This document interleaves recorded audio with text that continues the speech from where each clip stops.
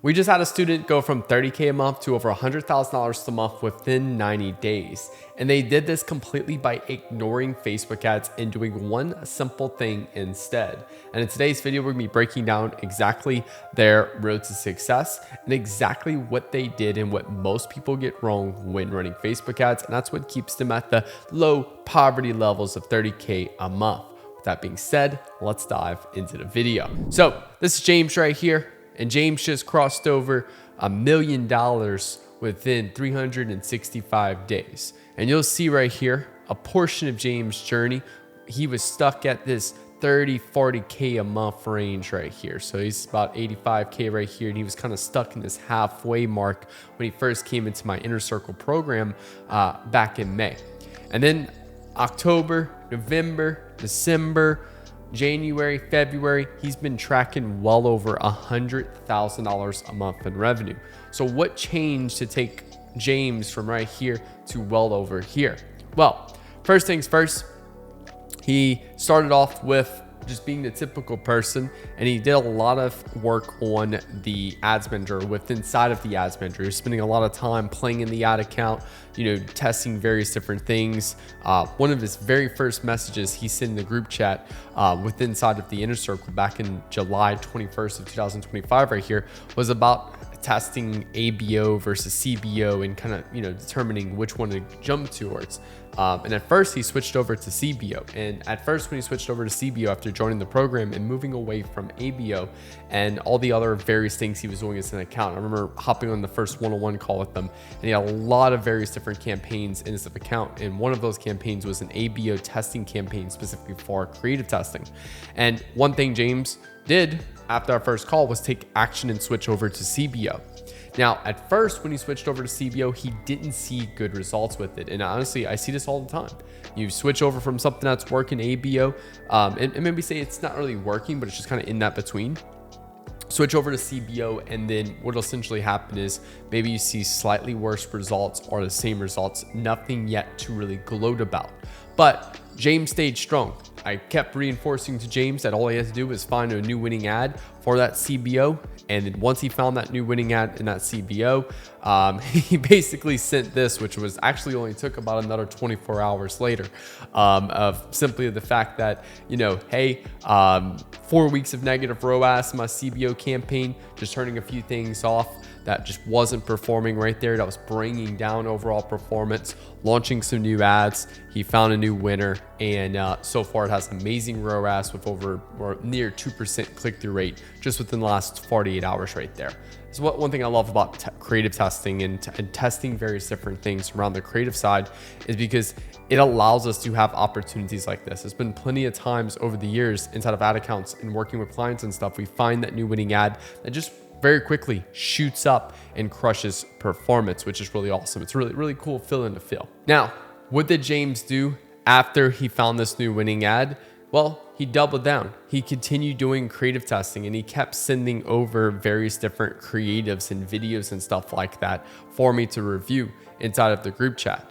Or inside of the Inner Circle, which is a really powerful reason why a lot of people join the Inner Circle, is because it gives you that opportunity for me to actually give you strategic feedback of exactly what you did. Here's a great example here.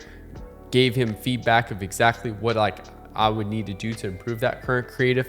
I also gave him a resource, so a training to also help him out with that particular creative right there, to where he can further keep finding new winning ads. And that's exactly what James did over the course of kind of August, July when he joined the Inner Circle, and over the course of the last couple of months when he sent this just last couple of days ago. And this is all it takes. And I find too many people overcomplicate this. In fact, I typically see two different types of people come into my program. First off, we have what I would say the media buying nerd right here. This is the person that's constantly like, hey Nick, what's the perfect ad account structure? Do I need to do a scaling campaign? Do I need to do a testing campaign? If I up my budget by 20% 1 minute after the clock hits 12 a.m., do I ruin my performance all day?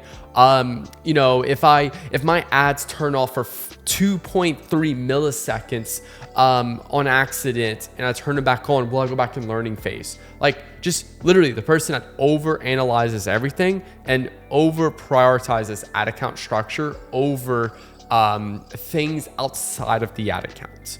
And then at the end of the day, they have no results to show for it. And again, I speak as that person, as someone who's been there before. Literally from 2015 to 2021, I spent all my time being this person. And this person was significantly more broke, had no results to show for it, and couldn't retain clients at all. So I was this person. Now, the other person we consistently see now coming into the program is over the years, the prioritization of ad creative testing, which is great. And I find this is the creative testing Chad right here.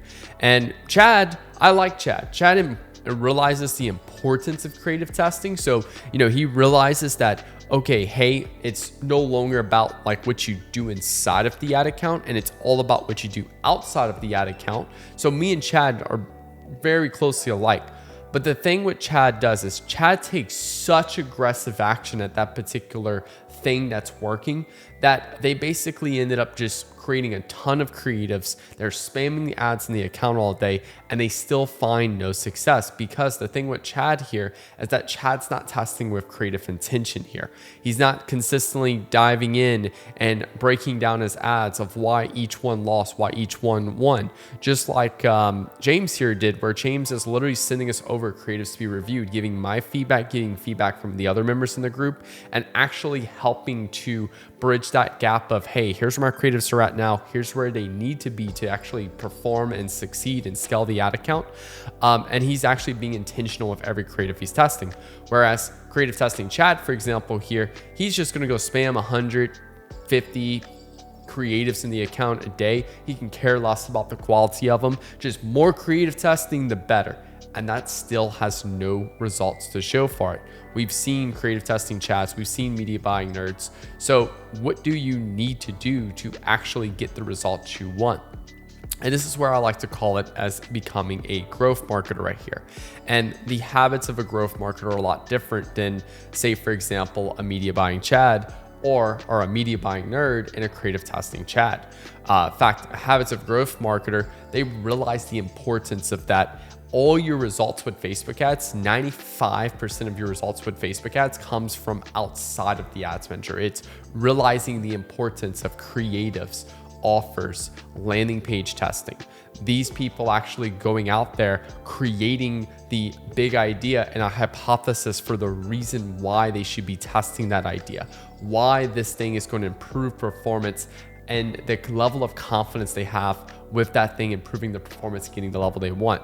They're actually spending time reviewing each creative they tested, gathering creative learnings from that thing they tested, and then being able to tie that into new creatives, new landing page, or new offers right there to consistently help out with solving the thing the ad account needs right now to be able to break past the current bottleneck in the business to be able to scale further.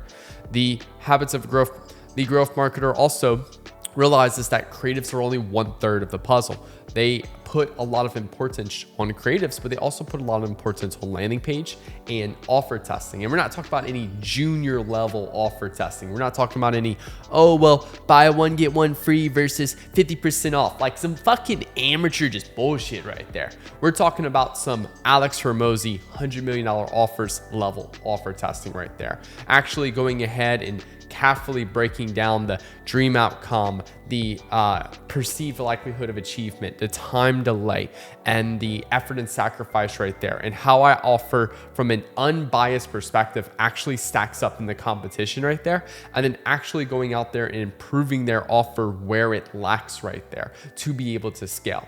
So a growth marketer can do the creative, but also landing page and also to the offer testing. Now, the next thing the growth marketer does is that this particular person actually focuses on massive action on things that are currently moving the needle right there. It's an 80-20 rule. 80% of our time, energy, effort, and money goes to things that's been proven to work to scale the business. 20% of our time, energy, effort, and money go to things that are exploratory actions, testing new actions that we can do to scale the business. So we remain doubling down on what works and what's moving the needle, while we're also exploring new actions that we can add to our mix to further help scale the business forward. And then the last thing is the growth marketer realizes that the day you stop learning is the day you begin decaying. This particular person realizes they're not the smartest person in the room. They realize they're not the smartest marketer. They don't have an ego when it comes down to marketing and advertising, because they realize there's people out there that's doing better than them, and there's consistently people that they can be learning from.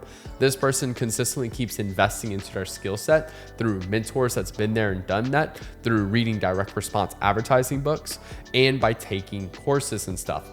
This is a growth market right here. And this is the types of things that a lot of our students we help basically turn into and become a growth marketer. We have Colin right here. He hit $1 million a month.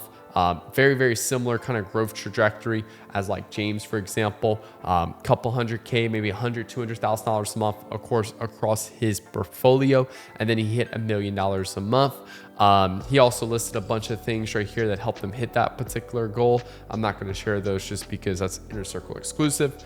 We got Phil here. Phil, you can even see he also had very similar trajectory to what I would say James here, where he was doing roughly 60, 70K a month right here, pretty much from May all the way to August. And then from August to December, he rocketed to, probably around 225, 230K a month in revenue. And then we have Dixon right here, who literally hit $1 million a month back in December of 2025 right here. And this is within the first 15 days of the month. This is all the direct result of being a growth marketer, not being a media buying nerd and not being a creative testing Chad right here. This is being a growth marketer, someone who's actually skilled at actually understanding what the account needs and being able to give that account that exact thing to break past the current bottleneck in the business. Now, if this is something you're ready to do, if you're ready to become a growth marketer, then all you have to simply do is DM me on IG at Nick Theriot _. If you DM me trial, I will get you a 30-day trial of the Inner Circle. It means you get to hop on a one-on-one call with me, access the group calls. You also get to go ahead and access the group chat as well, our trainings, resources, and all of that. But there's a catch. You have to be doing $30,000 a month at least, and you have to have a real brand.